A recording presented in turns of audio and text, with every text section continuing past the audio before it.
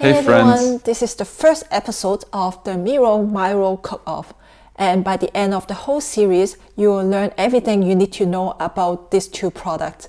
We will be talking about their UI, UX, their price subscription model, and how pretty you can make the board within the two products. And of course, we will be talking a lot about their features. Every episode will consist of 2 videos. In one, Sandy will show you the functionalities of Mural, and in the other one, I will go through Miro. At the end of the series, we'll let my grandma use both. So if you want to meet my grandma and see her using technology, you should probably subscribe. But the first episode is completely dedicated to facilitation tools. I'm your co-host Andre. I'm a product designer and co-founder of the fully distributed and remote innovation and product design studio, Deep Work.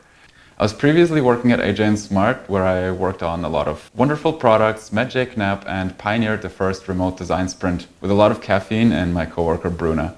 Hi, my name is Sandy Lam. I am a product designer and I love remote collaboration. My favorite place to work is actually in an elephant house. So before further ado, let's dive into the first topic of the whole series, remote facilitation features in Miro and Miro.